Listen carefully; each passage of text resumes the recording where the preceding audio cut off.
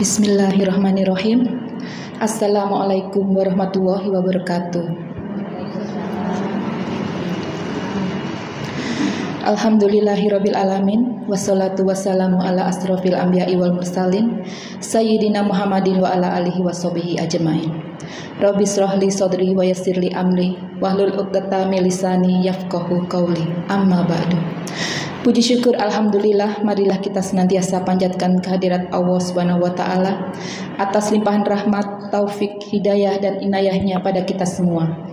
Yang mana sampai saat ini kita masih diberikan iman, Islam dan kesehatan, sehingga pada pagi hari ini kita dapat berkumpul bersama dalam majelis taklim Masjid Jabalus Salam.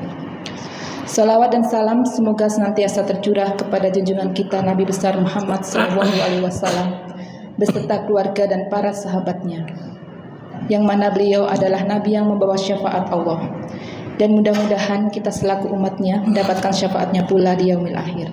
Amin amin Allahumma amin. Marilah acara pada pagi hari ini kita buka bersama dengan membaca basmalah. Bismillahirrahmanirrahim. Selanjutnya mari kita dengarkan bersama tausiah dari Ustadz Agus Khairul Huda dengan tema fikih talak dan pernak-perniknya. Kepada Ustadz Agus kami persilahkan.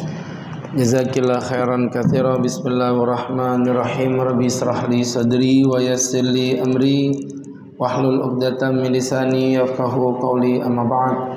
Assalamualaikum warahmatullahi wabarakatuh. Alhamdulillahilladzi ghamara safwata ibadihi bila ta'ifi taksisin taulan wa amtinana wa allafa baina qulubina fa asbahna bi ni'matihi ikhwana wa naza'al ghilla min sudurina fadilna fid dunya asdiqa'a wa ikhwana wa fil akhirati rufaqa'a wa khillana. Allahumma salli wa sallim wa barik ala rasulillah Sayyidina wa maulana wa habibina Muhammadin wa ala alihi wa sahbihi wa man tabi'ahum bi ihsanin qawlan wa fi'lan wa adalan ila yaumil qiyamah.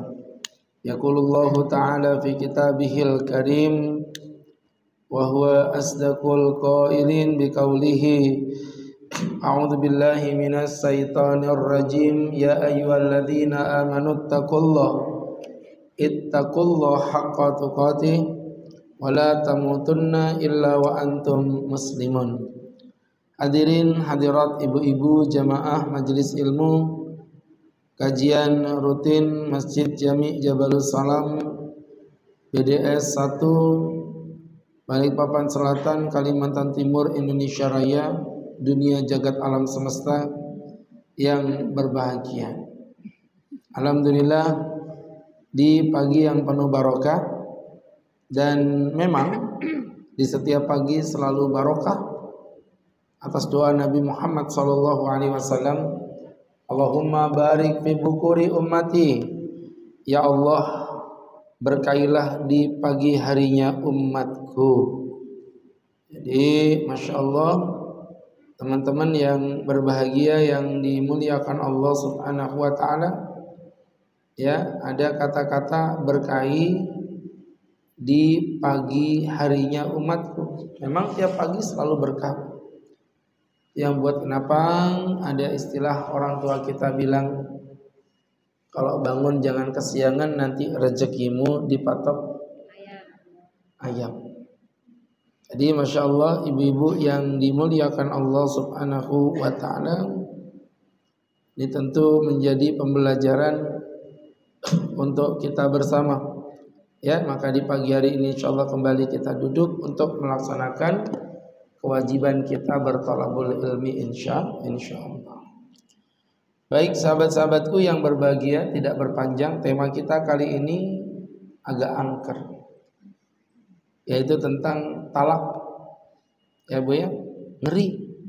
Ada tulisan di depan pintu, awas anjing talak. Ya. Galak bukannya yang ada pantun, jaka sembung bawa galak. Nah kalau ada golok nih dilanjutin bahaya nih. Ya, ibu-ibu, kita udah membahas tentang pernikahan. Kita udah bahas tentang macam-macam dak karuan. Dan di dalam Islam ternyata ada yang namanya talak. Maka talak ini menjadi sesuatu yang unik, Bu ya. Nanti kita akan pelajari. Di sini Islam tampil beda. Di satu sisi ada orang yang beberapa agama lain mengatakan talak itu nggak boleh. Bahkan terkenal dengan sebuah ucapan, apa yang disatukan oleh tangan Tuhan tidak boleh dipisahkan oleh tangan manusia. Memang sepintas ya bagus dong, artinya kan kita juga kalau nggak talak itu bagus. Tapi mohon maaf, Islam ini agama yang universal. Artinya yang dihadapi ini bukan hanya orang dengan satu keadaan, tapi dengan beberapa keadaan yang beragam dan berbeda-beda. Ada saatnya orang itu memang mau tidak mau harus sampai pada talak. Sekedar mereview ya, karena ini masih ada kaitan dengan tema kita di bulan yang lalu. Bukti kalau Islam itu sangat membenci talak. Ya, ibu yang berbahagia adalah dihadirkan kepada kita sebuah proses hukum yang bernama nusus. Masih ingat ya? Di mana nusus itu memiliki 5 tangga. Tangga yang pertama apa, Bu? Nasihatilah mereka. Dinasihatin dengan baik. Bahkan bukan nasihat ya, bahasa Arabnya itu fa'iduhunna, mau'idhah. Bedanya nasihat dengan mau'idhah, kalau nasihat itu di mulut, mau'idhah itu di hati. Ya Bu ya. Jadi Masya Allah teman-teman, dinasihatin. Jadi kalau terjadi istri durhaka, bukan serta-merta tiba-tiba cerai. Ya, tetapi dinasihati. Udah dinasihati Bu, masih ngotot juga. Maka yang kedua bisa ranjang. Jadi bisa ranjang berarti maknanya tidak seranjang. Kalau tidak seranjang ya maknanya tidak seranjang. Ya. Jadi artinya udah menunjukkan tanda emosi. Kamu jangan kurang ajar, Dek. Nah, beberapa perempuan dipisah ranjang tuh sadar kalau dia salah. Tapi ada beberapa perempuan yang dipisah ranjang malah seneng. Yes, bebas piket aku hari ini. Ini perempuan yang begini, ini perempuan yang stres. Apa stres? Stres. Ya, harusnya dia sadar, nggak sadar, maka naik lagi. Dicerai tak belum. Dipukul. Saya tidak akan ngulangin lagi, panjang kalau saya jelasin. Tapi yang jelas dipukul itu ada batasannya. Ya, kemarin sudah saya jelaskan. Bagi yang kemarin nggak hadir ya, jadi derita Allah. Tapi kan ada rekamannya itu, tinggal dibuka di YouTube ya. Apa nama YouTube-nya, Bu? Lah, orang pengajian aja nggak tahu, apalagi orang luar. Hah? Ada, sudahlah nggak usah dibuka kalau gitu. Jadi teman-teman yang dimuliakan Allah, nanti Ibu lihat itu. Maksudnya memukul tuh diperbolehkan tapi ada batasan, nggak ngawur. Udah dipukul udah parah nih Bu, udah parah kan? Sekarang dipukul masih belum sadar juga, berarti apa Bu ujung-ujungnya? Hah? Ibu bisa ngomong nggak sih Bu? Bisa. Dia apa ya? Ditalak? No. Mediasi.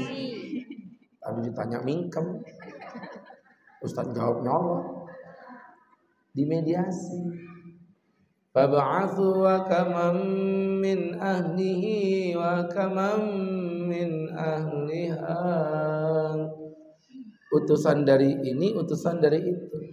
Mediasi bisa pakai utusan, tapi juga bisa kalau misalnya mau ketemu satu titik. Enaknya itu kalau suami sama istri gurunya sama. Enak. Ya, jadi langsung ke satu titik aja.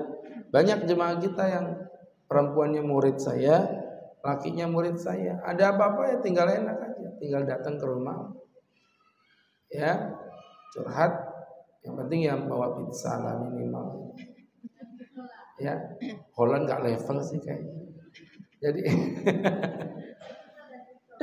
ibu-ibu itu dia tahu atau Dandito katanya. Baik, jadi teman-teman yang berbahagia datang ngobrol, dicari titik temunya di mana. Kalau kembali ke titik agama, ketemu Bu. Tapi kalau kembali ke titik hati, ya ketemu. Wong ibu punya perasaan, suami punya perasaan. Bu, mohon maaf Bu ya. Teh kotak ini enak apa tidak? Ini kalau saya tanya segini banyaknya pasti beda. Ada yang bilang enak, ada yang bilang enggak. Betul ya? Ada yang bilang enggak enak, ada. Orang yang suka teh alami mana mau minum teh begini nih? Ya, diminum aja di mulut enggak enak udah. Kalau teh alami kan Masya Allah. Ya, teh yang pahit itu.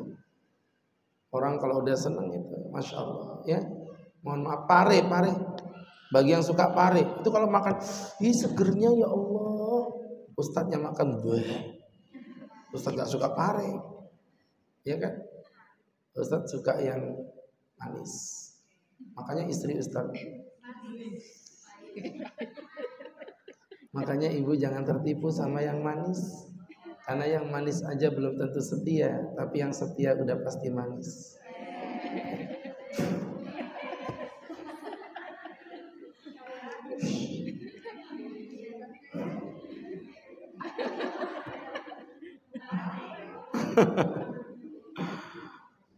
Jadi ibu-ibu pas saya gini, kok yang nangkep malah nenek-nenek ini. Oke Bu ya, jadi gitu maksudnya. Hanya ibu-ibu yang berbahagia, yang dimuliakan Allah Subhanahu wa ta'ala. Ini menjadi pembelajaran untuk kita bersama.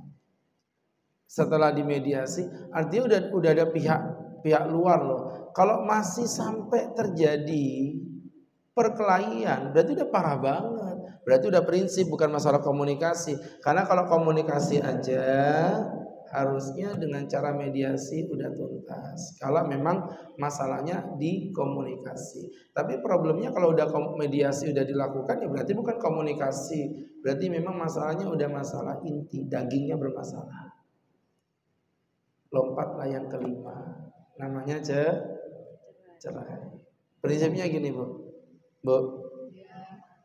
jika ibu punya kaca itu retak, bertahan, jangan dibuang, disolasi, walaupun wajahmu nampak jelek di kaca itu.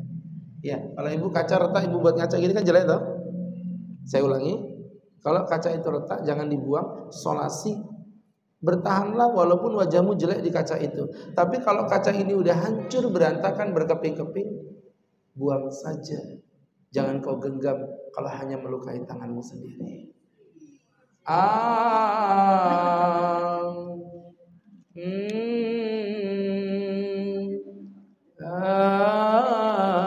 Ibu ngerti gak sih ya Allah ya? Ini suami sama ibu punya masalah. Dia pasti suami istri nggak punya masalah itu ya. Ibu kawin sama tembok itu udah ada masalah. Suami itu manusia, ibu manusia. Hebatnya lagi Bu, hebatnya lagi. Ini dua makhluk yang memang dengan dua karakter yang berbeda. Jangankan psikis, fisik aja laki perempuan itu beda kok. Makanya Allah bilang, walaisa dzakaru kal unsa. Laki-laki dengan perempuan itu beda, clear sudah. Ibu mohon maaf Bu, kolesterol sekian. Untuk perempuan sudah positif, bagi laki-laki belum tentu positif. Ngerti ya? Angka kolesterol itu kan beda itu. Angka gula darah beda, Bu. Detak jantungnya pun beda. Kalau laki-laki detak jantung sekian normal, perempuan detak jantung sekian nggak normal. Jadi dibedakan. Itu fisik, itu medis bisa beda. Apalagi psikis. Oh iya. Makanya mohon maaf di Balikpapan Ustadz yang ganteng, yang pinter banyak. Tapi yang jadi idolanya ibu-ibu kan tetap. Kenapa? Bukan ganteng, bukan pinter. Karena Ustadz mengkaji, mempelajari psikis ibu. Ketepatan saya dulu pernah belajar namanya quantum teaching Bu. Jadi siapa yang diajak ngomong kita harus paham karakternya. Makanya tadi tuh karakter ibu, karakter lembut di situ mendayu-dayu. Makanya ibu Coba kalau depannya mahasiswa diketawain saya dosen model opo gitu kan. Jadi berangkat dari situ ibu-ibu psikisnya beda. Maka karena beda disatukanlah dengan akad. Nah kalau sampai di titik inti dagingnya sudah bermasalah, ya udah mau apa lagi yang dipertahankan? Seperti agama lain yang ngelarang talak, nggak boleh talak tuh haram gitu kan? Kelihatannya kan bagus tuh sepintas, talak nggak boleh, bagus dong rumah tangganya sakinah. Sakinah apaan? Yang ada justru Anda sedang menciptakan kedoliman yang terstruktur. Seperti maksud Ustaz, contoh suami marah sama istri, gak ku kasih uang nafkah, mati kelaparan. Yang istri balas dendam, ndak ku kasih jatah, letoy kelaparan. Ya, Bu? Akhirnya apa? Suami tidak memberi nafkah istri, dosa tidak? Suami tidak memberi nafkah istri, dosa tidak? Istri tidak ngasih jatah suami, dosa enggak? Enggak gundulmu situ. Ya dosa. Cocok jadilah suami istri yang sama-sama ahli neraka. Maksud Islam daripada tanggung tuntas. Kalau emang nikah, kalau cerai. Jangan tanggung. Kalau emang niat ngaji, kalau mau niat HP main HP, jangan tanggung. Ya, seperti itu gambarannya. Iya, HP-nya ditaruh di selangkangan, takutnya hamil itu HP-nya. Jadi ibu-ibu. Oke, ibu-ibu. Ini makanannya haram ini, Bu. LGBT, Bu. Pelangi kan? Ibu tahu pelangi? Ya, semenjak LGBT pakai pelangi saya tuh enggak terlalu suka warna pelangi. Oke. Bercanda. Baik ibu-ibu yang dirahmati Allah Subhanahu wa taala. Sekarang kalau emang kita ditemukan talak itu ternyata level terakhir Bu ya, menjadi jalan keluar yang tidak keluar dari jalan. Kan gitu. Sekarang poinnya, saya mau belajar tentang talak. Yuk kita ngaji talak. Dan sebelum nanti maju ke depan saya mau kasih tahu biar ibu gak kaget. Ini bab yang sangat panjang. Ya, sabar. Bab talak ini ngeri. Di masyarakat yang kepenteng, apalagi laki-laki nggak punya ilmu, makanya ibu nikah kawin sama laki-laki yang berilmu. Oh nikah nggak punya ilmu, aku cerai kamu, enak aja mulut kau bilang cerai. Kutapak memang mulutmu baru tahu rasanya. Cerai itu bukan perasaan, cerai itu keputusan. Keputusan itu dipikir dulu baru memutuskan. Kalau perasaan asal jeplak, enak betul ya, aku cerai kamu. Kecuali kalau perempuan, beda. Perempuan nggak ada urusan. Perempuan, aku cerai kamu 1000 kali. Laki-laki cukup menjawab dengan 2 kata. Nggak urus. Selesai. Enak perempuan, ibu ngomong cerai nggak ngaruh. Kami laki-laki ngomong cerai itu jatuh cerai, Bu. Nanti pelajaran, sabar, nggak usah melotot gitu. Kan dibilang masih lama. Kurang lebih 45 tahun lah kita selesai ini. Ibu-ibu. Definisi talak. Talak secara bahasa adalah halul wathaiq, melepaskan ikatan. Jadi melepaskan IKN,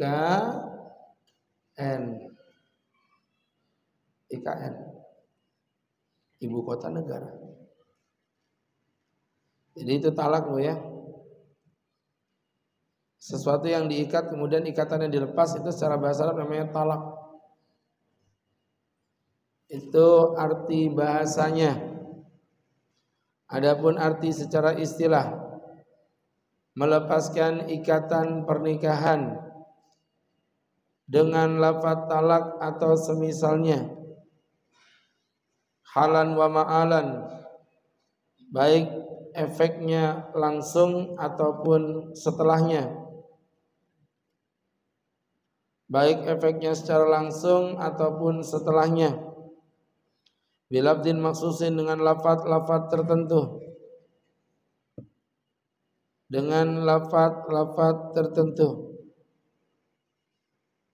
Jadi teman-teman yang dimuliakan Allah Subhanahu wa taala, Kami mempertegas kembali, ibu-ibu yang dimuliakan Allah Subhanahu wa taala, melepaskan ikatan pernikahan dengan lafaz talak atau semisalnya, baik yang efeknya langsung ataupun setelahnya dengan lafaz tertentu. Kita bahas satu-satu. Yang pertama, melepaskan ikatan pernikahan. Berarti talak hanya digunakan untuk bab pernikahan. Adapun bahasa-bahasa lain itu cuman kinayah. Kinayah itu apa, Bu? Sindiran. Seperti contoh kalau orang ngomong zina, ya zina itu hubungan seks terlarang. Tapi kan ada istilah zina mata, zina mulut, zina tangan, itu maksudnya kinayah. Sama talak juga begitu. Talak itu melepaskan ikatan pernikahan. Tapi kalau ada istilah orang begini, mana pembantumu kok nggak ada di rumahmu, Mbak? Sudah ku talak. Itu kinayah. Maksudnya apa? Sudah ku pecat. Ya, begitu. Itu melepaskan belenggu pernikahan. Ya, jadi sekali lagi talak khusus berlaku pada bab pernikahan saja. Kemudian yang kedua tadi ada kata-kata dengan lafaz talak atau semisalnya. Artinya ada lafaz talak yang memang betul-betul dikatakan, enggak usah dicatat Bu yang ini Bu. Itu nanti ada talak sorry, talak kinayah. Nanti aja, enggak usah dicatat sekarang. Maksudnya talak sorry itu talak yang memang nyata-nyata talak. Aku talak kamu, itu sorry namanya. Tapi nanti ada namanya kinayah. Kalau kinayah itu sindiran. Pergi kau dari rumahku. Tak sudi aku melihat jasadmu. Ranjang ini haram bagimu. Engkau bukan apa-apaku lagi. Pulang kamu ke rumah ibumu. Ku menangis membayangkan. Ya Bu. Jadi ibu-ibu yang seperti itu namanya kinayah. Itu juga bisa menjadi lafaz talak dengan catatan titik-titik. Apa titik-titiknya Pak Ustadz? Nanti sabar. Sekarang aja ini strategi marketing. Biar ibu makin penasaran dengan saya. Ya. Jadi ternyata ada lafaz talak, ada lafaz yang menyerupai talak. Yang efeknya langsung atau di kemudian hari atau setelahnya. Kenapa? Nanti ada namanya talak itu Bu, talak bain kubro. Itu langsung efeknya. Talak 3 itu langsung. Aku cerai kamu. Pada saat aku cerai kamu, saat itu juga ibu bukan istri saya. Pada saat saya ngomong. Tapi kalau talak 1 itu namanya talak roja'i. Itu efeknya nunggu masa idahnya berakhir. Makanya perempuan yang talak 1, aku cerai kamu. Jangan kegeeran. Langsung pasang status #2024 ganti suami. Meramput. Anda bisa cerai suami itu masih istri. Sampai kapan masa idah berakhir? Kalau masih haid masa idahnya berarti 3 kali haid. Kalau Anda bisa haid 3 bulan. Kalau hamil sampai jabang bayi keluar. Sampai orang meninggal, ya sampai suaminya 4 bulan 10 hari. Nanti ada pembahasannya, itu nanti namanya bab iddah. Sabar dulu. Janganlah diganggu. Biarkan saja dia duduk dengan. Kok ibu tahu sih Pak? Ini keren. Yang nggak nyambung bingung. Jadi ibu-ibu yang berbakti. Astagfirullahaladzim. Ibu-ibu ini ya. Jadi ibu-ibu bilafdin maksus dengan lafaz tertentu. Artinya nggak bisa menggunakan lafaz yang memang tidak mengandung kata talak sama sekali. Ibu,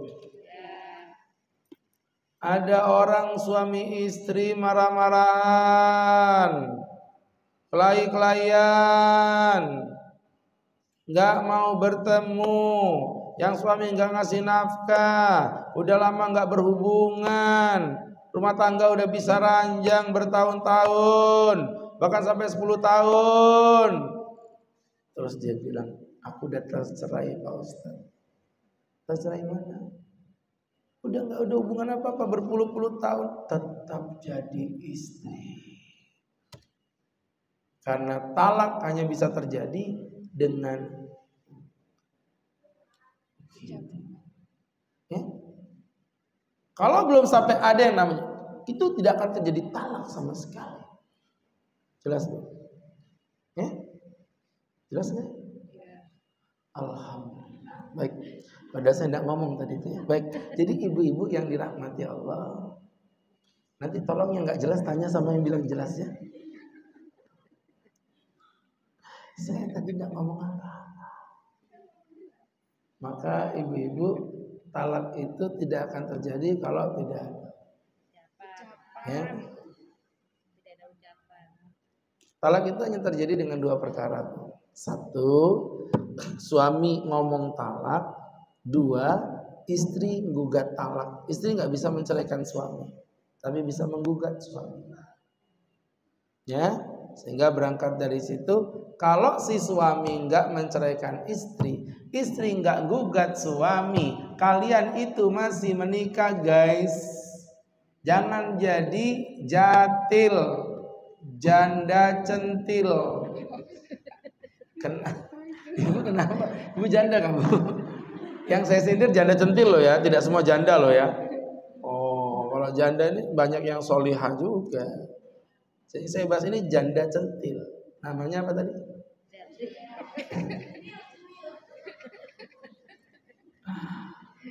Jadi ibu-ibu dengerin Ustadz ya. Ini keluar tema dikit gak apa-apa, saya ceritain. Ya sudah kalau nggak boleh. Baik. Kemudian kita masuk lanjutan. Kalau boleh boleh, kalau enggak. Boleh. Usah bentak, biasa aja. Jadi siapa yang meracu? Orang mutung kok meracu? Tahu mutung? Mutung sama dengan meracu. Gimana sih Bu? Aduh, nggak gaul banget. Bercanda. Baik, ibu-ibu yang berbahagia. Ibu pikir saya ngelucu. Saya ini nahan ngantuk, Bu. Jadi ibu yang dirahmati Allah Subhanahu wa taala. Tadi Ustaz ngomong apa tadi tuh? Nah, merajuk. Oh, meraju sih? Yang tadi itu loh, cerita. Ada seorang perempuan, atau gini aja, saya diundang ke sebuah komplek terkenal di Balikpapan, ya, komplek orang kaya, saya nggak mau sebut namanya. Tidak ada, sini inisial pun tidak saya sebutkan. Jadi waktu saya datang ke daerah yang berinisial, nggak mau saya nyebut. Akhirnya saya pun datang karena saya tersesat, Bu, di mana posisi saya di komplek, itu. Ya udah Tat, saya tunggu di gerbang Wika aja kalau Ustaz kesusahan. Akhirnya sudah, Ustadz ketemuan di gerbang Wika, diajak. Memang orang kaya sih Bu ya. Selesai ceramah, ya biasalah ada sesi-sesi duduk-duduk, makan-makan dulu gitu kan, ada ya. Kalau kita habis ceramah makan-makan gitu. Ada juga yang habis ceramah Ustadznya disuruh pulang, ada juga. Tapi ada juga yang makan dulu Tat, seneng-seneng dulu gitu. Ada.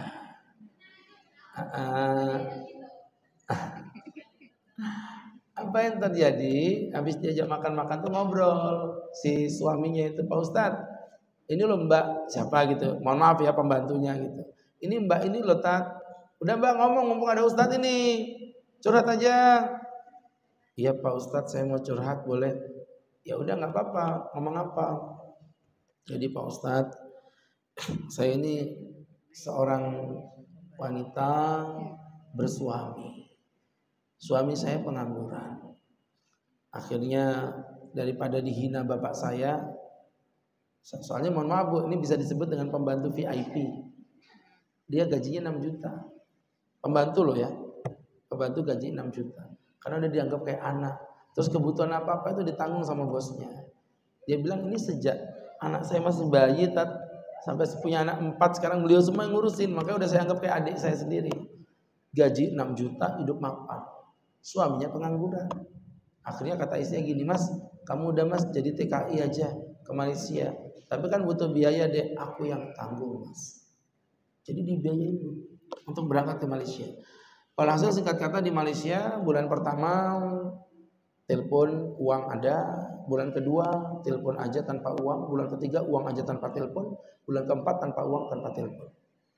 Mulai curiga, kenapa suamiku hilang kabar? Saya pikir Pak Ustadz kayak TKI yang dibunuh di Malaysia kan banyak, saya jadi nggak tega. Saya kejar-kejar Pak Ustadz, akhirnya ada teman saya perempuan Brebes berangkat ke Malaysia. Saya bilang, Mbak nanti kalau ketemu suami saya kabari keadaan dia. Di telepon, Mbak suamimu udah saya tahu kabarnya. Alhamdulillah, gimana Mbak? Alhamdulillah suamimu baik-baik aja. Makasih Mbak. Kamu yang gak baik-baik Mbak. Ternyata suaminya ini tuh sudah menikah dengan perempuan Malaysia. Sebut saja namanya Kak Ros. Tahu Kak Ros? Kakaknya Upin. Maka disitulah emosinya memuncak. Perempuan ini Bu, namanya Mbak Jablay, karena jarang dibelai. Dalam kondisi emosi memuncak, bertemulah dia dengan yang namanya brownies, alias berondong manis. Masih muda.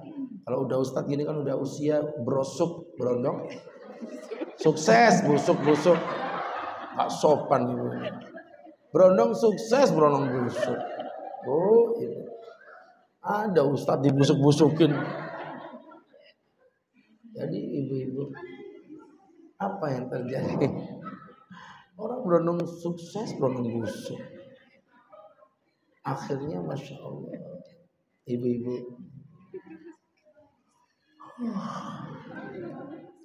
itu jatuh cinta, menikahlah mereka berdua. Saya bilang, apa tanggapan Ustaz? Saya bilang, pertama suamimu dolim Mbak, suamimu dolim. Tapi mohon maaf ya, sekarang kayaknya kamu yang dolim. Kok bisa Tat? Ya iya, kamu tuh menikah dalam kondisi masih beristri, bersuami. Tapi kan dia sudah gak memberi saya nafkah beberapa tahun, dia sudah meninggalkan saya, tidak ada kabar, tidak ada apa Pak Ustaz. Masa dia enak-enakan sama si Kak Ros, Cegu, Ato, Iksan, Mael, Susi, Mei. Ya Bu, Ibu kenal gak sih tadi itu siapa? Enaknya dia di sana Pak Ustaz, sedangkan saya di sini sebatang kara. Salah saya yang mana Pak Ustaz? Salah kamu nggak pengajian ke Jabalus Salam. Coba kamu pengajian di Jabalus Salam, kamu tahu. Tapi udah cerai kan? Belum. Karena cerai itu hanya terjadi dengan perkataan. Terus gimana solusinya? Masa saya gantung selama-lamanya Pak Ustadz? Kami ini wanita. Wanita ini bukan layang-layang yang bisa kau lepas dan kau tarik sesuka hatimu. Oh maaf. Apa yang terjadi? Sini. Saya kasih solusi ya. Ambil buku nikah. Buka halaman terakhir. 1 lembar sebelum berakhir. Ada tulisan sigot taklif. Bismillahirrahmanirrahim. Sesudah akad nikah ini maka saya yang bertanda tangan di bawah ini, nama lengkap Agus Khairul Huda, berjanji bersungguh hati untuk mencintai istri saya yang bernama Dewi Persik. Dan jika saya 1. menyakiti jasmani istri saya, atau 2. tidak memberi nafkah kepadanya selama 6 bulan lamanya, atau saya meninggalkannya 2 tahun berturut-turut, kemudian istri saya tidak ridho dan mengajukan gugatannya kepada pengadilan dan pengadilan membenarkan gugatannya dan saya membayar uang iwat sebesar 10.000 sebagai uang pengganti kepadanya, maka jatuhlah talak saya 1 kepadanya. Tertanda Agus Khairul Huda. Ibu pasti mikir, karena Ustadz sudah menikah lebih dari 10 kali. Demi Allah Ustadz sudah menikah lebih dari 10 kali. Om kundulmus itu orang menikahkan bukan 10 kali, malah ratusan kali. Jadi ibu-ibu yang dimuliakan Allah Subhanahu wa ta'ala, ini menjadi pelajaran untuk kita bersama. Ibu? Oh ibu. Disitulah yang tadi Ustaz bilang, walaupun sudah nggak ada sapa menyapa, walaupun sudah nggak ngasih makan, walaupun sudah nggak seranjang, kalau belum ada perceraian tetap statusnya suami istri. Solusinya bawa itu sighah ta'liq ke pengadilan, ajukan kepada pengadilan, saya tidak dinafkahi lebih daripada 6 bulan, tunjuk buku rekening.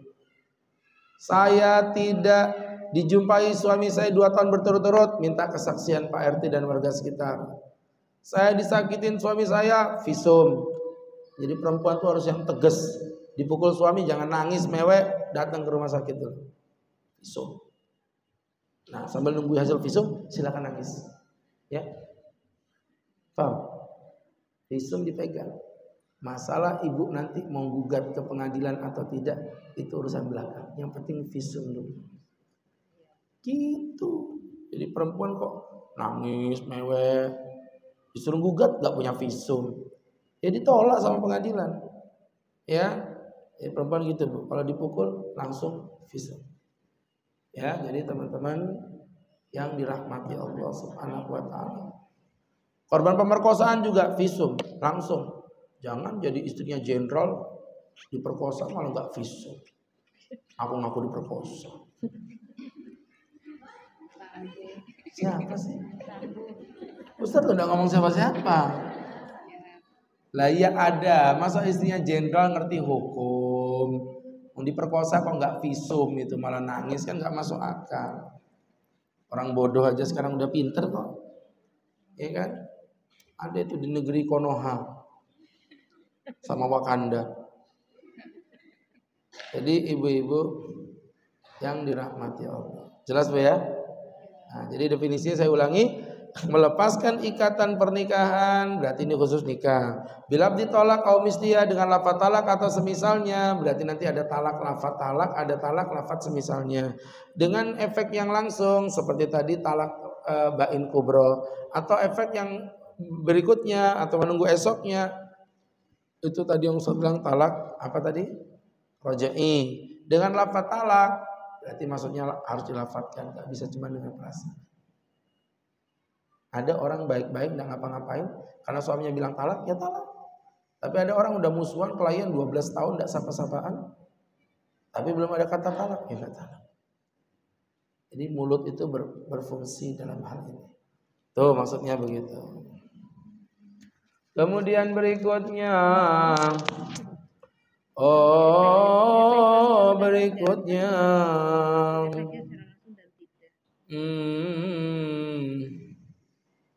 Berikutnya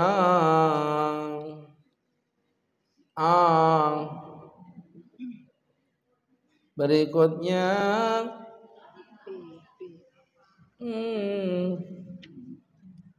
dalil syariat talak.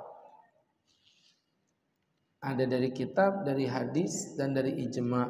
Cuman Ustadz ambil satu-satu aja ya, karena kalau diambil semuanya banyak Ibu. Satu-satu misalnya dari Quran. Untuk dari Quran Ustadz ambil surah Al-Baqarah 229. At-talaqu marratan. Talak itu ada 2. Fa imsakum bima'rufin aw tasrihum biihsan. Maka pilihannya kamu pegang istrimu baik-baik atau kamu cerai baik-baik. Ini dulu menjawab ya teman-teman yang berbahagia, menjawab kebiasaan orang-orang kafir yang talak itu nggak ada batasnya. Jadi perempuan tuh ditalak dirujuk, ditalak dirujuk, ditalak dirujuk. Allah bilang talak itu ada 2, maksudnya talak 2 itu talak yang masih bisa dirujuk, karena talak 3 kan nggak bisa dirujuk. Nanti ada penjelasannya, namanya bain kubro. Ya, fa imsakum bima'rufin aw tasrihum biihsan. Pilihannya cuma 2. Kalau mau nikah ya nikah baik-baik, kalau mau cerai ya cerai baik-baik. Jangan digantung. Ya nikah tapi istri disia-siakan. Cerai tapi istri masih dikejar-kejar. Itu namanya tanggung. Jadi laki konsisten. Kambing yang dipegang talinya. Kalau laki yang dipegang omongannya. Ada laki mulutnya tidak bisa dipegang, ikat aja pakai tali. Nah, gitu. Jadi laki-laki itu omongannya yang dipegang. Nah, makanya ibu-ibu yang berbahagia, yang dimuliakan Allah Subhanahu wa taala. Dari situ menunjukkan ada talak, Bu ya. Kemudian di dalam hadis riwayat Umar, hadis sahih Abu Dawud, Nasai, Ibn Majah, mengatakan Allah berfirman, Nabi diceritakan, Nabi sallallahu alaihi wasallam talaqa Hafsata tsumma raja'aha. Nabi ternyata pernah menceraikan Hafsah. Ya, Nabi pernah menceraikan istrinya, pernah. Yang diceraikan siapa? Hafsah. Tsumma raja'aha, tapi kemudian Nabi merujuknya kembali. Kemudian Nabi merujuknya kembali. Berarti Nabi pernah mencerai, pernah. Setidaknya itu menunjukkan ada yang memang dicerai oleh Nabi walaupun ujung-ujungnya ya seperti itu.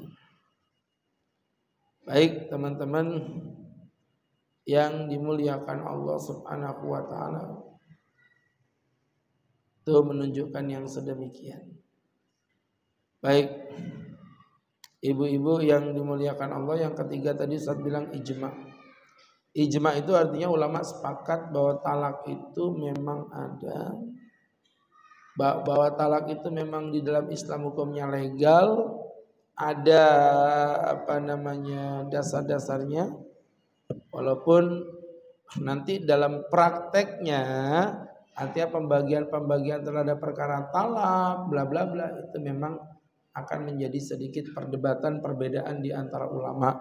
Tapi talaknya ya itu nggak ada khilaf. Artinya tidak ada ulama bilang talak itu tidak ada di Islam, tidak ada.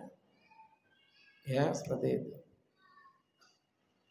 Kemudian untuk hukum taklifnya, hukum talak itu terbagi menjadi 5.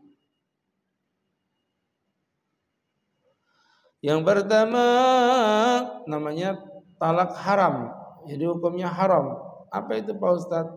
Yang disebut dengan talak bid'i. Jadi talak ini namanya talak bid'i. Nah, talak bid'i itu apa Tat? Yaitu mentalak wanita dalam kondisi haid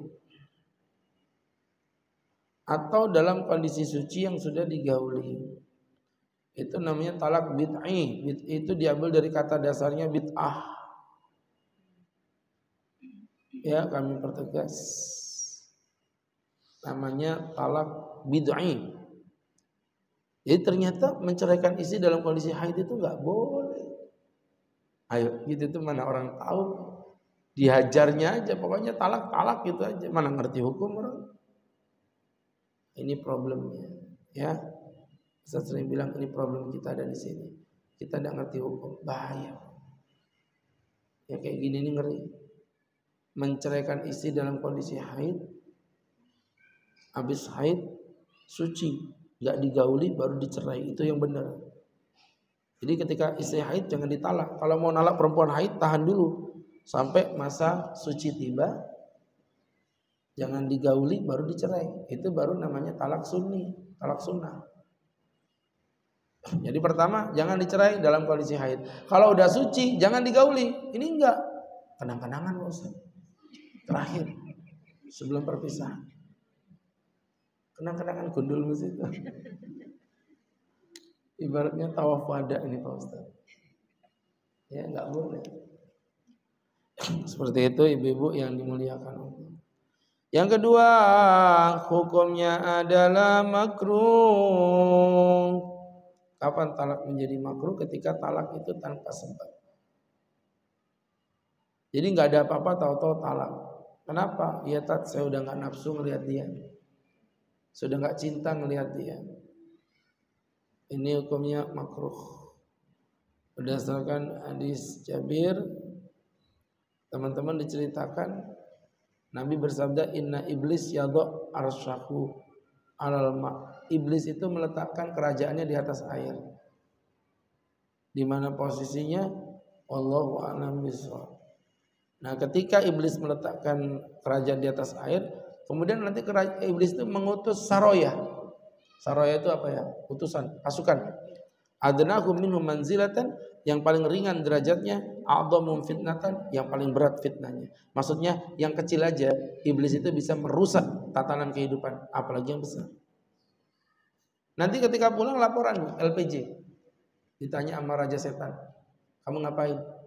"Aku udah membuat orang berzina, Tuhan." Kecil.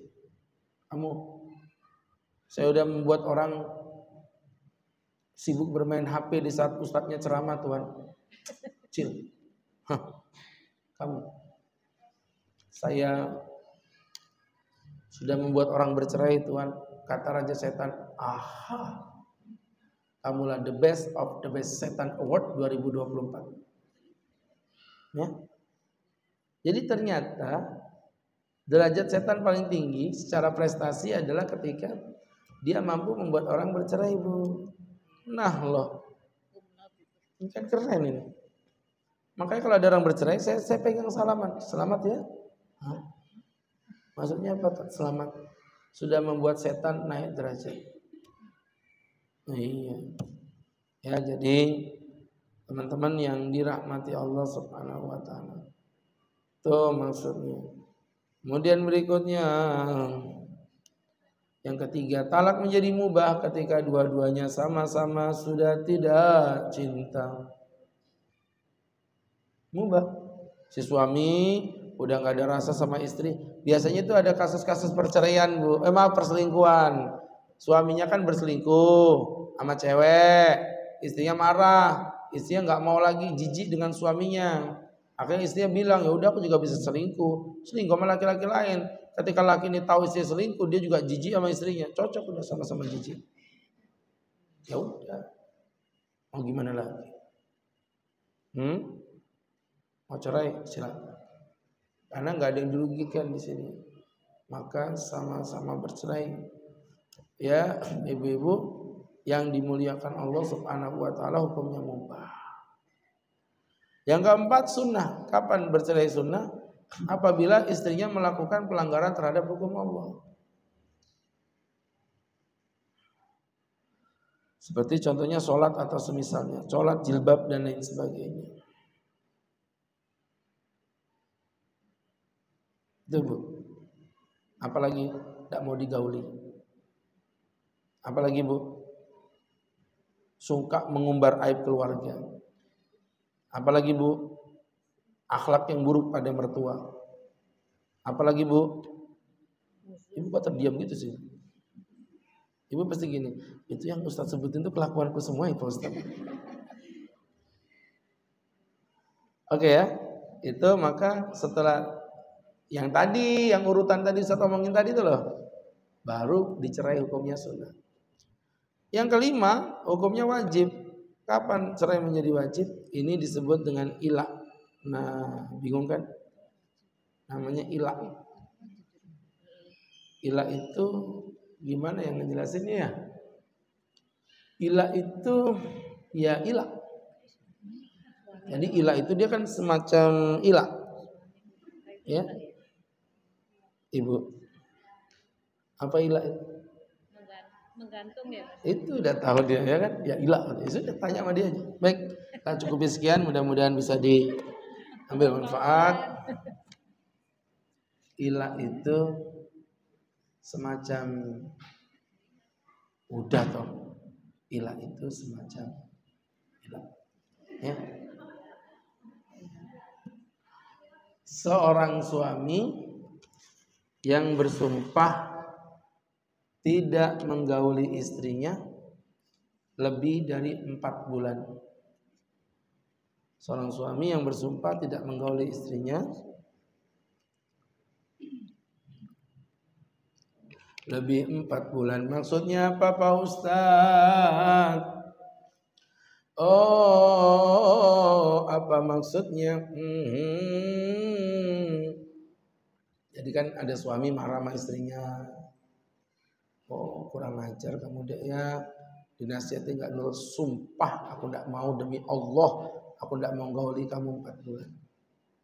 Maka suami yang begini Bu, nanti akan diberi pilihan. Satu, rujuk sumpahmu, cabut sumpahmu dengan kafaroh, membayar kafaroh sumpah nanti, ya puasa 3 hari, atau memberi makan 10 orang miskin, atau 10 orang, memberi pakaian 10 orang kaya. Maka ibu-ibu kalau dia tetap bersikukuh, aku nggak mau rujuk ucapanku, aku tetap bersumpah, hakim akan memaksa. Kalau gitu ceraikan dia. Jadi pilihan cuma 2, rujuk sumpahmu atau ceraikan dia. Kenapa? Karena di sini perempuan dalam kondisi terdolimi dong. Iya. 4 bulan tidak digauli misalnya. Nah, ini mohon maaf, ibu pasti mikir, ya bagus lah Tat, malah dia nanti yang sengsara. Oh no, itu kan gambarannya kalau bininya 1.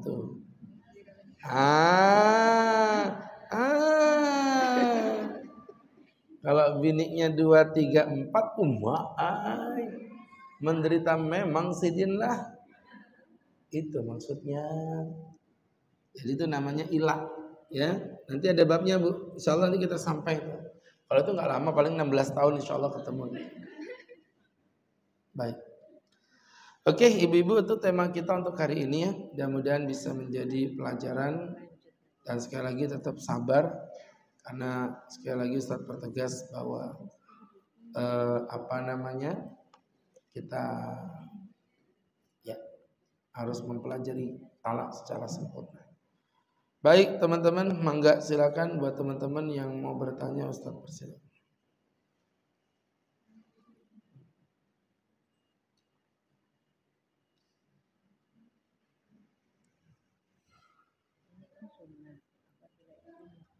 Silakan.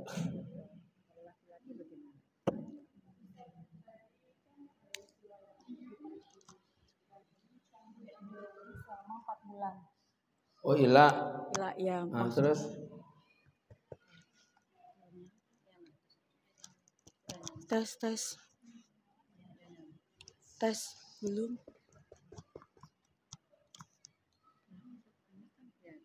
Tes. Ustadz tadi ada istilah ila. Nah kalau seandainya istrinya sakit, dalam kondisi sakit, apakah suaminya membayar kafarah juga atau gimana itu? Kan dia tidak menggauli istrinya selama 4 bulan. No. Anda salah paham. Ila itu kelakuan suami. Dia berkata gini loh, demi Allah aku tidak akan menggauli kamu selama 4 bulan. Ini suami yang ngomong ini. Nah kalau kasus yang terjadi tadi itu bukan sumpah suami gak sumpah apa-apa, emang istrinya yang sakit. Kalau itu beda lagi kasusnya, ya. Kalau itu bukan kesalahan suami, makanya tidak ada ilah sama sekali. Ya nggak apa-apa, nggak berhubungan gitu aja. Cuma nanti masalah kedepannya bagaimana itu kan monggo dirundingkan antara suami istri kan. Saya nggak tahu lagi itu gimana kekuatan suaminya. Tapi yang jelas Bu, serius saya nggak bercanda. Ada perempuan cerita, dia punya penyakit. Kalau digauli dia pingsan. Jadi sekarang ini udah 28 tahun dia tidak pernah digauli suaminya. Saya bilang gimana suaminya? Suami saya normal aja, tak biasa. Subhanallah. Dalamnya lautan. Ada yang tahu. Dalamnya sarung. Siapa yang tahu? Wallahu a'lam.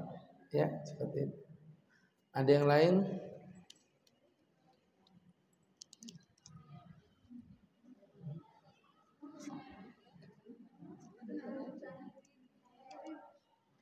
Silakan Bu. Assalamualaikum warahmatullahi wabarakatuh. Untuk perbedaan talak 1, 2, dan 3 itu apa? Terus yang kedua, kalau misalnya suami berucap aku ceraikan kamu, tapi posisi cuma berdua dengan istri aja tanpa ada orang lain sebagai saksi, apakah itu sah? Terus yang ketiga, kalau misalnya berucap aku ceraikan kamu lewat WhatsApp, apakah itu sah juga Pak? Itu aja Pak Ustadz, terima kasih. Assalamualaikum warahmatullahi wabarakatuh. Itu aja. Ibu tahu jawabannya. Satu pertemuan itu. Jawaban itu satu pertemuan, ya. Apa bedanya talak 1, 2, 3? Beda lah 1. Nih, kalau gini 2, kalau gini 3. Susah amat. Nanti kita pelajari. Sabar dulu. Janganlah diganggu. Biarkan saja dia duduk dengan tenang, ya. Jadi teman-teman yang berbahagia, talak 1 itu talak yang diucapkan pertama kali. Setelah itu dia rujuk, diucapkan lagi talak yang kedua. Dia rujuk lagi, diucapkan talak yang ketiga. Itu talak 3. Nah, nanti efek hukumnya gimana? Itu pembahasannya panjang, karena nanti ada pembagian talak rojui, talak bain, bain sugro, bain kubro, panjang lebar. Nanti kita bahas, ya. Itu poin yang pertama. Poin yang kedua, talak melalui WhatsApp apakah diperbolehkan? Boleh. Itu yang disebut dengan talak bil kitabah. Cuma nanti talak itu bisa gugur kalau pengirim talak, pengirim WhatsApp, pengirim surat mengingkarinya. Tapi kalau pengirim WhatsApp mengatakan iya memang aku yang menceraikan dia, ya tetap jatuh cerai.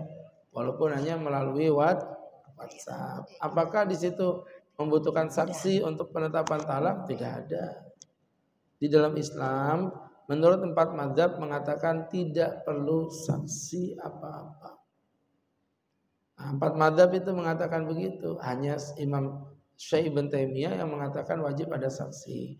Tapi pendapat beliau ini menurut saya minoritas, juga cenderung lemah. Ya, artinya pendapat yang rajih, pendapat yang kuat mengatakan tidak perlu saksi. Hanya dengan berkata aku cerai kamu, nah itu nanti jatuh cerai. Secara hukum agama. Gimana? Udah terjawab semua? Apa itu?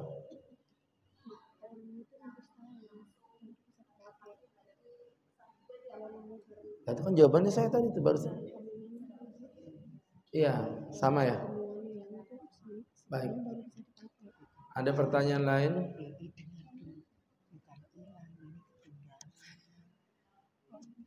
Silakan.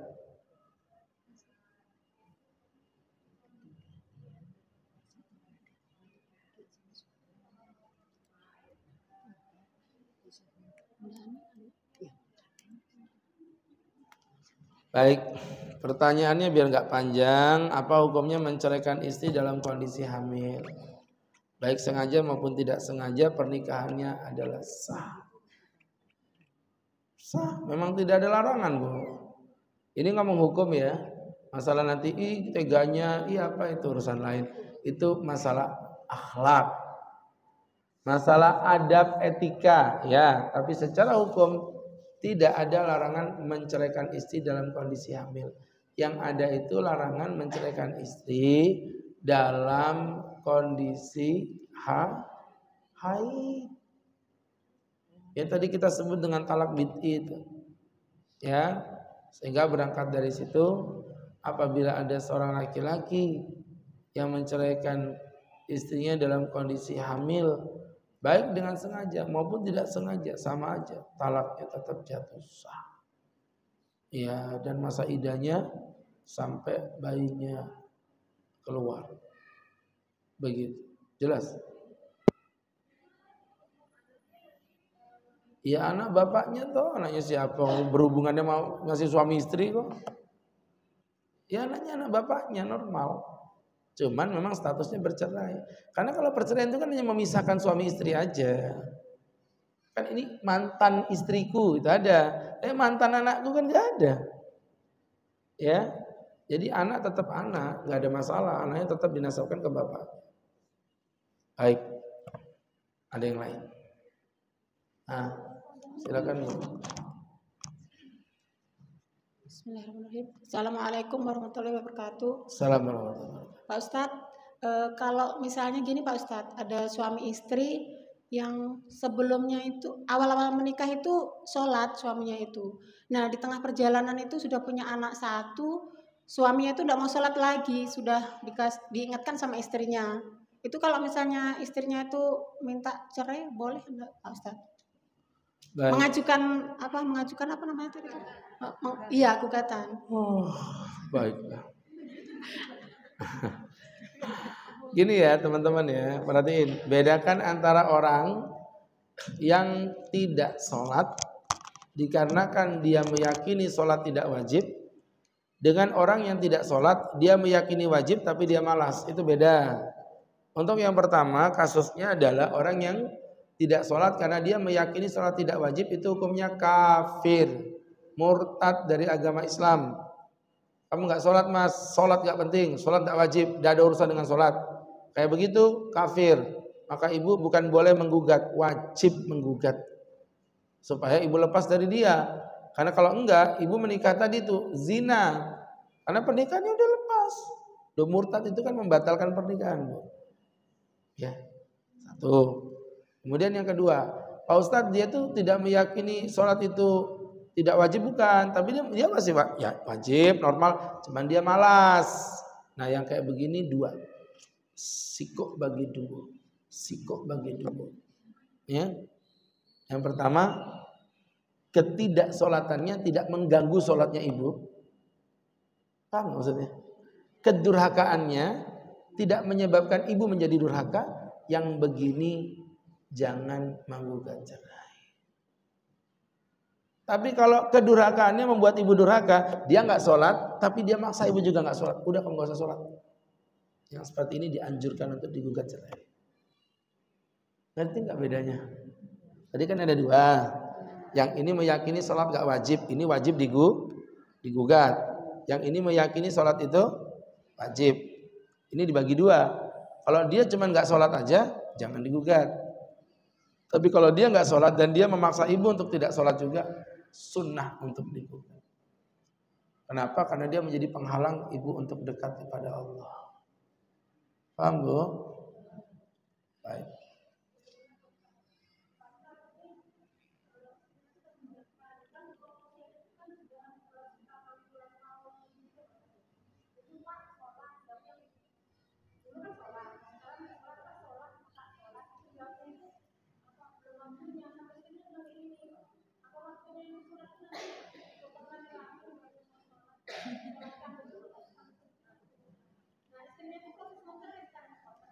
Ibu ini curhat.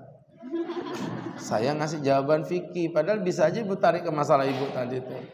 Sekarang pertanyaan saya, suaminya mewajibi sholat, meyakini sholat wajib tidak? Dijawab aja pertanyaan saya. Suaminya masih meyakini sholat wajib tidak? Tanyakan dulu. Karena itu berkaitan dengan hukum. Makanya saya nggak bisa jawab kan. Makanya saya kasih lah ibu tadi itu kata kunci yang saya sampaikan tadi itu dagingnya Bu. Itu ilmunya ibu pakai di sini nih. Nah, tercabang-cabang dua. Masalah apapun ibu bisa jawab. Kalau yang ibu tanya tadi kan cuma curhatannya aja. Tinggal nanti bisa nggak diterapin. Kalau dia mengatakan sholat nggak wajib, wajib untuk gugat. Bagus Mbak, gugat aja. Tapi kalau misalnya suaminya mengatakan, aku masih meyakini wajib, cuman malas aja nggak sholatnya. Dan dia nggak ganggu ibu. Dan ini kasus yang paling banyak sebenarnya ya Bu ya. Banyak begini kasusnya. Itu disunahkan jangan digugat, dinasihati, dikasih masukan. Ya kan? Masih nggak tobat juga ambil racun sianida. Buat tikus, sembarangan buat suami. Ya. Nah, kecuali kalau dia menghalangi ibu beribadah. Baik.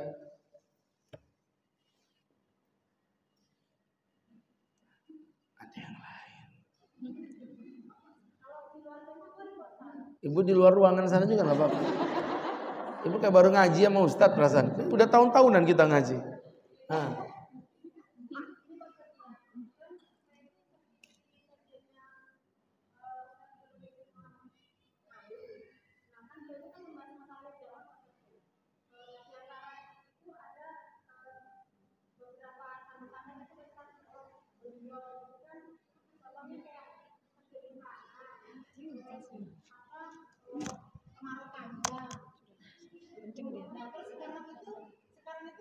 Fenomena kan seperti ini agak kemasan ya. Apa itu banyak kemarau, bahkan di Balikpapan sendiri sekarang itu air itu sudah turun itu gimana? Ditanya PDAM kok tanya saya. Gini saya kasih tahu Ibu ya. Saya orang Islam, ibu juga orang Islam tentunya. Harus percaya dengan kiamat. Wajib percaya Bu ya, setuju ya? Oke, yang kedua, kiamat itu ada tanda-tandanya. Dan Nabi menyebutkan tanda-tanda itu, kita percaya, siapa tidak percaya? Tapi yang ketiga, perhatiin, jangan suka menggunakan cocok logi untuk menetapkan tanda-tanda kiamat. Di akhir zaman nanti akan ada dukhon. Dukhon itu adalah asap kelam yang akan menggiring manusia ke padang mahsyar. Saya percaya memang ada dalilnya. Tapi ketika Riau kebakaran dan orang bilang Allahu Akbar, tanda kiamat telah tiba, dukhon telah tiba. Itu namanya cocok logi. Mencocok-cocokkan sesuatu dengan cara paksa. Kemarau akan tiba, oke nggak apa-apa. Terus sekarang apakah kemarau yang ini? Wallahu a'lam, mau perasaan ini. Ya kalau di tempat saya itu alhamdulillah Bu, masih malah keluar air zam-zam. Sezam nyala, sezam mati.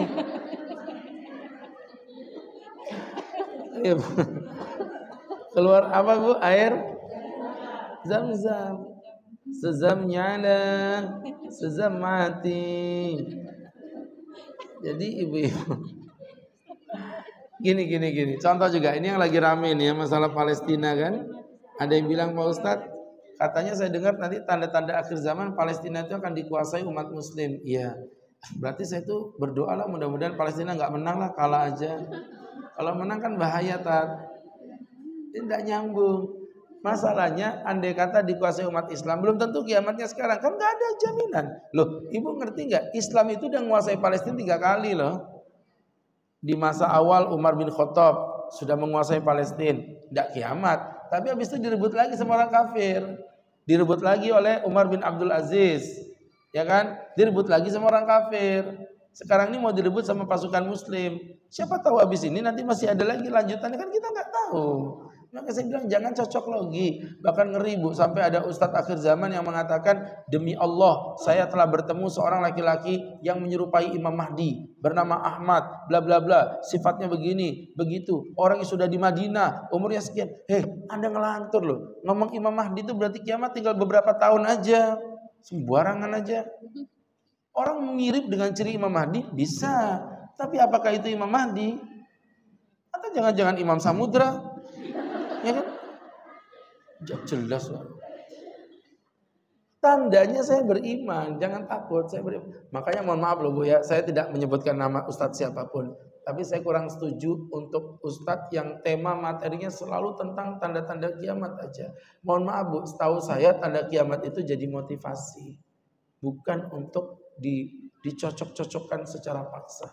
Motivasi aja. Bu, kiamat makin dekat. Loh ya bener toh, namanya kiamat pasti makin dekat. Misalnya kiamat 1000 tahun lagi, ini tiap hari ya makin dekat namanya. Itu benar, istighfar Bu, banyak mohon ampun Bu. Oke, tapi kalau dicocok-cocokkan, kayaknya nanti akhirnya jadi kayak fokus pada tandanya, nggak fokus pada esensinya. Esensinya apa? Ya ibadah, ya ngaji, begitu. Jelas ya? Jadi kesimpulannya, saya percaya, tapi kalau dicocokkan seperti itu kayaknya harus dikaji secara mendalam. Ya. Nah, kecuali kalau matahari udah muncul dari barat, itu baru selesai sudah, Bu. Pengajian kita libur sudah. Oke ya. Satu terakhir boleh? Kalau masih ada silakan.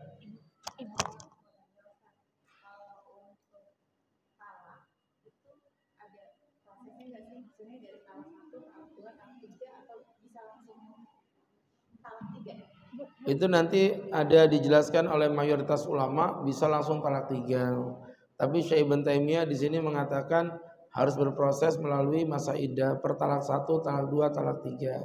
Ada yang mengatakan aku talak kamu 3, itu kata mayoritas ulama jatuh 3. Sedangkan pendapat dari Syekh Ibn Taimiyah mengatakan tidak, tetap jatuh 1. Nah memang kalau kita lihat sebenarnya yang ideal itu pendapat mayoritas ulama. Tapi mohon maaf, kenapa MUI dalam hal ini kayak model Menteri Agama mengambil hukum yang Syekh Ibn Taimiyah? Karena tadi itu saking banyaknya orang ngeremehkan talak itu. Karena talak 3 itu bahaya, nggak bisa rujuk. Tidak bisa. kecuali si perempuan kawin lagi sama laki lain. Nanti ada pembahasannya lah ya. Tapi yang jelas ibu-ibu yang dirahmati Allah, guru saya itu pernah bilang gini, kalau saya ditanya orang yang tidak pernah mentalak istrinya, apakah saya ngomong talak 3 jatuh 1 apa 3, saya akan bilang jatuhnya 1, maaf jatuhnya 3. Kalau orang nanya itu belum pernah mentalak, belum terjadi, masih mau tanya, saya bilang jatuh 3. Aku talak kamu 3 kali, 3 kali. Tapi kalau yang nanya ke aku adalah orang yang sudah mentalak istrinya 3 kali, aku akan mengatakan jatuh 1. Karena memang ini butuh solusi, tidak mudah. Ya, ngeri. Dan saya itu melihat begitu tuh rata-rata laki-laki yang tidak punya ilmu agama. Kalau dia ngerti ilmu agama, mana berani, Bu? Ya, mana berani? Orang mengucapkan talak 1 aja kami tidak berani kok. Saya sama istri itu mana pernah, talak kamu, enggak ada. Dek, terusin. Belikan emas 100 gram baru tahu rasanya. Gitu. Dan dia ketakutan, maaf Bi. Dia takut karena kemarin saya janjiin 200 gram. Yang baik teman-teman, kita cukupi sampai di sini.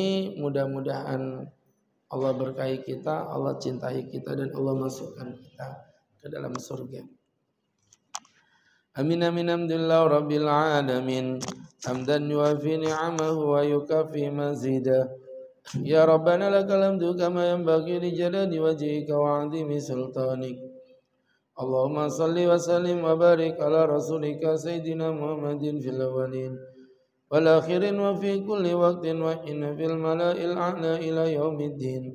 Rabbana ighfir dhunubana wastur uyubana wa nawwir qulubana waj'alna bi nuril iman la tad'alna dhanban illa ghafarta wa la aiban illa satarta wa la hajatan illa adaita wa la hamman illa farasta. Rabbana atina fid dunya hasanah fil akhirati hasanah wa qina adzaban nar. Allahumma iftah 'alaina futuhal arifin wa fil mudnibin wa taqabbal taubatat taibin bi rahmatika ya arhamar rahimin. Rabbana wa sallallahu ala sayyidina Muhammadin nabiyil ummi wa ala alihi wa sahbihi wa sallam. Warzuqna lahul mutaba'atina wa zahiran wa batinan ya arhamar rahimin. Bifadli subhanaka rabbika rabbil izzati amma yasifun. Salamun alal mursalin. Alhamdulillahi rabbil alamin. Terima kasih, semoga bermanfaat. Billahi taufik wal hidayah. Assalamualaikum warahmatullahi wabarakatuh.